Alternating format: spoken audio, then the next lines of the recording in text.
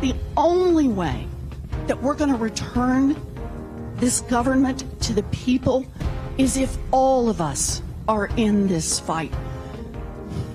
I believe that this is a moment in our history, and it is a moment we should not let pass.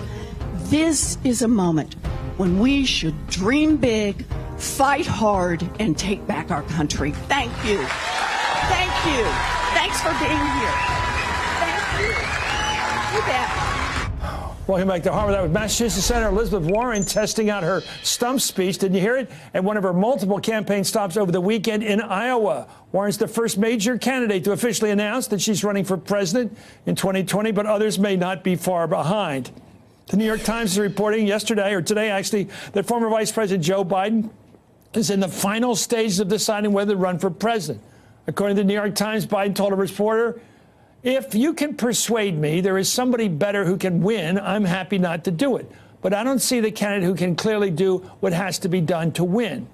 Let's bring in tonight's Hardball Roundtable, Kimberly Atkins, the Washington Bureau Chief of the Boston Herald, Jonathan Allen, NBC News digital national reporter, and Sahil Kapoor is political reporter for the Bloomberg. All of you, just give me your take. Here's mine. Warren is smart to get in early. You get in, you establish all kinds of things by being there. You become, as they used to say, Golden Mayer used to call them in Israel, new facts. Okay, you're the fact. You're in the race. Bernie's got to deal with this. Everybody else is going to deal. Kamala's got to deal with this. Corey's got to deal with this. Everybody. Kirsten Gillibrand. Kirsten, you know, she's in. What's that do? Look, it depends on that's what Jeb Bush did in 2016, and it didn't end up working out so well for him. He was out early and thought that he could clear some of that field, and he was one of the earlier ones. But he was out. Low energy.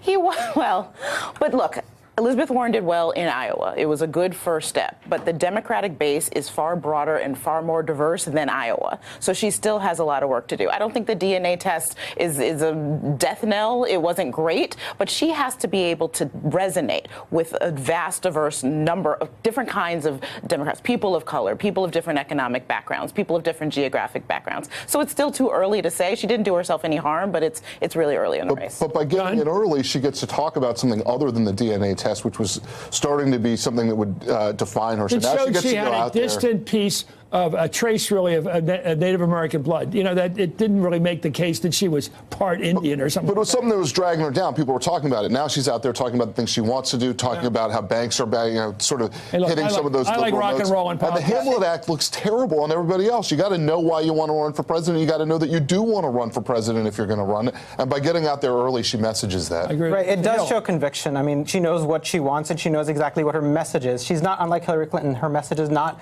I'm better than Trump and look at this guy, look how terrible he has elected me. She has a message about, you know, the rich and powerful are buying the system, they're rigging it, and they're making the rules against you. So she has a message, and let's see if it takes. I think it's her own message she's owned for years, probably on Biden.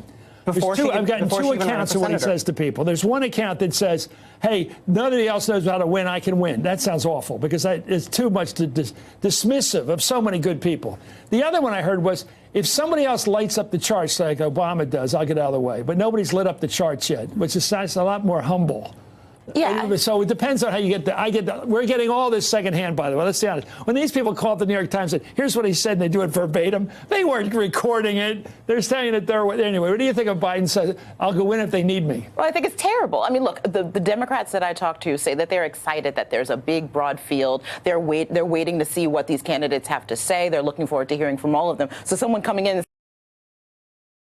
sounds a little Trumpish. I mean, that's what Donald Trump said. And it's really dismissive of the party. And I think that's not the best way to come in. And you're right. We don't know exactly what he said. Joe Biden is a politically savvy guy, but I think he needs to know that coming in, he has a lot of baggage, too, of being a part of the establishment Democratic Party. There's a lot of new, young energy. He has to make his You know what the young guys have going for them, the young women especially? They didn't vote for the Iraq war. That's one of the great things about being a newcomer. John? Yeah, I think that's Biden. What do you think of Biden's approach? Look, I think every candidate's going to try. Biden, by the way, supported the Iraq war. Yes, every candidate's going to try to make the argument that they're the one that's most electable. But coming out there, or at least having your message out there before you are, it's running advance of him in the New York Times. He's talking about victory rather than vision, and that's not what you want to be talking about right now. I also think that voters in the Democratic primary system are tired of being told who's the most electable candidate. Every 4 years they get told who's most electable. And nobody has any idea. Right. It's unprovable. You know what I think? Anybody can beat Trump. Anybody can lose to Trump. And there's no way to. So pick the one you think's best. And Biden can certainly make the case about electability. He's probably the best in the Democratic field, or among the best to staunch the bleeding with non-college educated white voters, and he can potentially reconstitute the Obama coalition. His big problem is that he has a 36-year record in the Senate. A lot of votes that are going to look very bad to Democratic voters if you bring them up. You know, there's not just the Iraq War. There's the crime bill. There's the Anita Hill hearings. He voted to repeal Glass-Steagall. He pushed a bankruptcy bill. There are going to be economic populists in that field who are going to jump all over him. And I think it's going to take his poll numbers are going to take a. It's hard to be 28 again, isn't it? He stood with it's hard to be 28 again. And the Democratic Party has changed so much since Biden's heyday. He stood with the Southern Bloc on busing in the early 70s and the mid 70s when that was a huge issue. I don't know how that's going to play to people of color in southern states where you're trying to win Democratic delegates there. I mean, that's the kind of issue that makes I have one theory. I think about this all the time, like you guys. All I think about is this thing. And I think Elizabeth Warren has the best chance at a fast break and win the whole thing early. And here's why I think. You know this better than I know. She wins in Iowa because the left out there is very active. They're like a consumer position against Wall Street. That populism is going to sell out there in the Midwest part of the country, anti-New York, really. And then she goes to New Hampshire, next door to where she's from. People from that region always win New Hampshire, almost always. And then she dukes it out with maybe Kamala down in South Carolina, maybe. And then she goes out to Nevada, women, labor, she can win there. Then she goes to California for the final duke out. I'll tell you. If she beats Kamala in California, it's over. Hey there, I'm Chris Hayes from MSNBC. Thanks for watching MSNBC on YouTube. If you want to keep up to date with the videos we're putting out, you can click subscribe just below me or click over on this list to see lots of other great videos.